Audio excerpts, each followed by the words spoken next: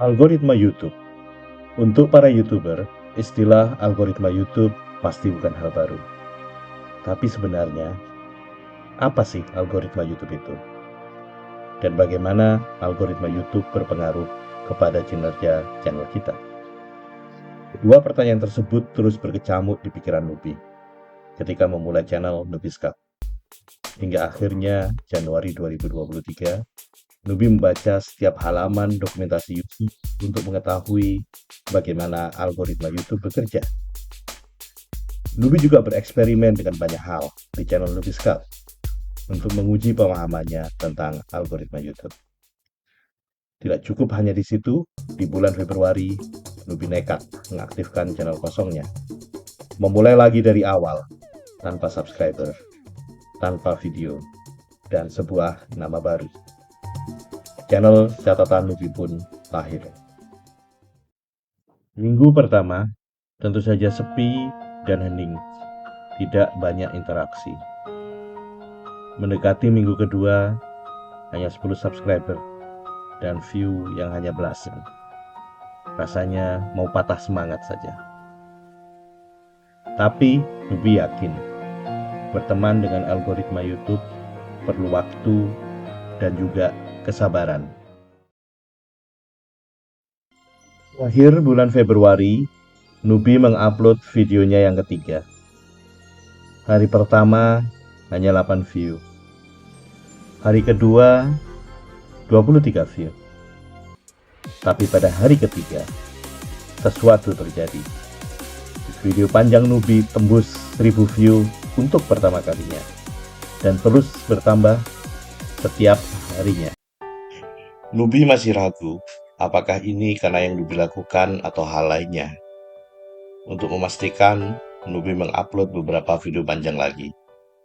Semuanya tembus ribuan views setelah beberapa hari. Dalam 2 minggu terakhir, view video panjang catatan Nubi tumbuh 100 kali lipat dari biasanya. Dan subscriber juga naik secara cepat. Hasil ini memang gak seberapa kalau dibandingkan dengan YouTuber lain yang lebih senior. Banyak dari mereka punya perkembangan yang jauh lebih baik. Tapi, untuk pemula seperti Nubi, pertumbuhan ini tentunya sangat menggembirakan. Jadi, apa sebenarnya yang Nubi pelajari tentang algoritma YouTube ini? Dan apa yang Nubi lakukan agar video panjangnya bersahabat dengan algoritma YouTube? Mari belajar bersama, tentunya bersama Nubi, Dian, dan kawan-kawan lain dari PT Monet Jaya Selalu.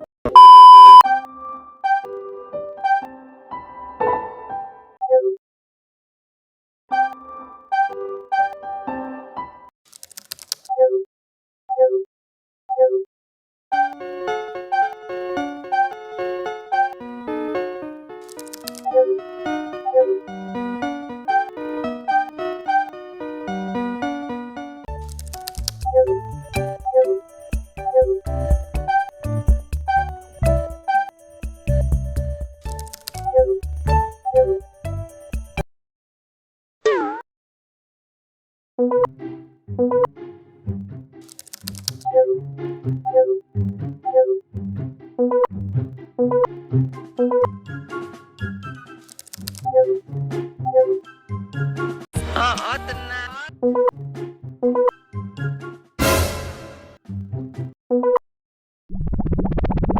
Ngapain bangunin gua, Chan?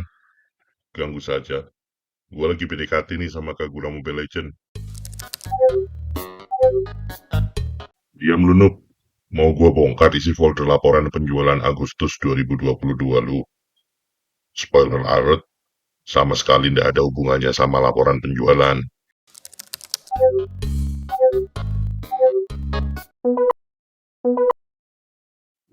Udah saja itu. Sebentar, aku tanyakan ke ChatGPT dulu. Ya bisa sih sebetulnya gue mikir sendiri, tapi si Shinchan pelit. Gue dibeliin prosesor yang murah.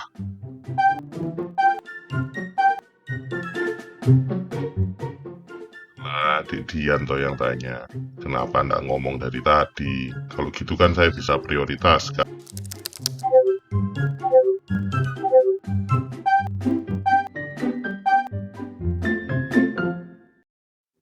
Baiklah, algoritma bisa diartikan sebagai rangkaian perintah untuk menyelesaikan sebuah perhitungan. Algoritma sendiri biasanya identik dengan rangkaian perintah pada program komputer. Nah, kalau algoritma YouTube berarti rangkaian perintah program komputer untuk menyelesaikan perhitungan yang digunakan oleh YouTube.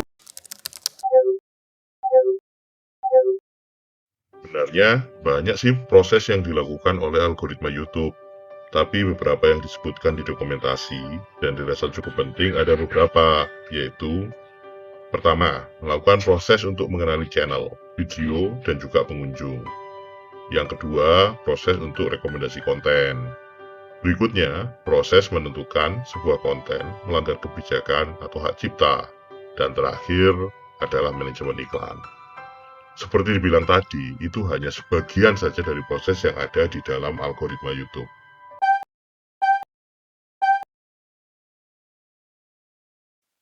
Untuk Didian, apa sih yang enggak? Kita bahas yang pertama dulu ya. Proses algoritma YouTube untuk mengenali channel, konten, dan pengunjung. Kalau di dunia nyata, algoritma YouTube itu seperti makelar. Fungsi utamanya adalah menjodohkan antara konten dengan pemirsa, dan pemirsa dengan pengiklan melalui konten yang tepat. Nah, agar perjodohannya ini tepat, maka YouTube perlu tahu karakter dari setiap pengunjung, setiap channel, dan setiap konten yang diupload. Terus, bagaimana caranya algoritma YouTube mengenali? Tentunya melalui metadata yang menempel di objek yang bersangkutan. Karakter pengunjung misalnya, ketika pertama mengakses, bisa dilihat dari data di peralatan dan koneksinya, sehingga bisa didapat misal lokasi pengunjung, dia mengakses pakai device seperti apa, dan lain-lain. Setelah mengakses beberapa lama, maka karakter pengunjung bisa dilihat dari riwayat kunjungannya di peralatan yang digunakan. Dan setelah login bisa dilihat lebih dalam lagi, misal dari profil Gmail yang digunakan, juga dari riwayat pencarian di semua produk Google, karena data-data ini akan tersimpan di server Google.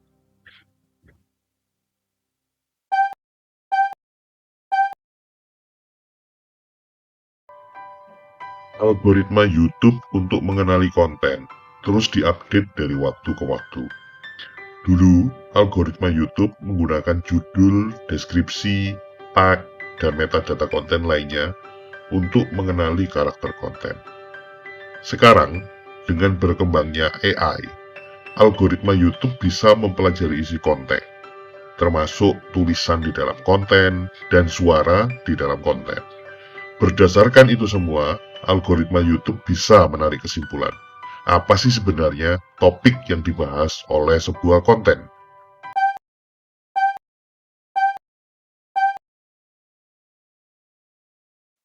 Yang perlu dilakukan kreator adalah membantu algoritma YouTube agar secepat mungkin bisa mengenali karakter kontennya.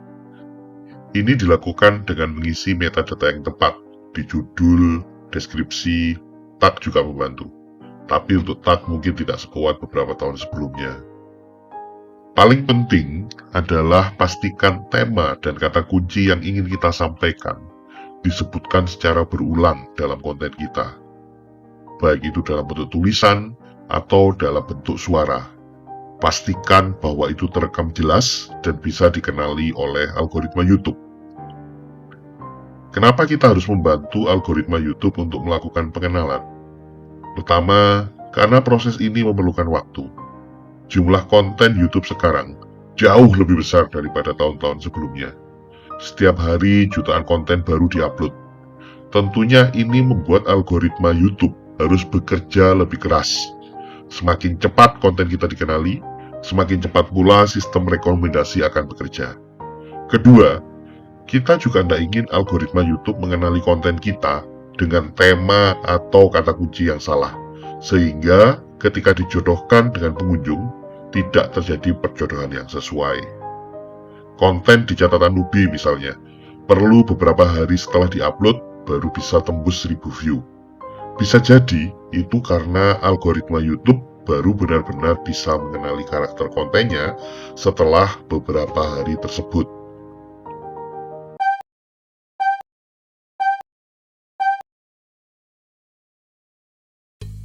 Untuk fungsi-fungsi algoritma YouTube yang lain, kita lanjutkan lain waktu aja ya. Pertama, karena video ini sudah 10 menit lebih. Kasian yang kuota pulsanya tinggal dikit, biar bisa beli pulsa dulu. Yang kedua, ngeditnya itu loh, kesel bro. Ketiga, saya sudah janjian sama Hanabi Mobile Legend. Sama saja wis, kan mereka juga satu perguruan.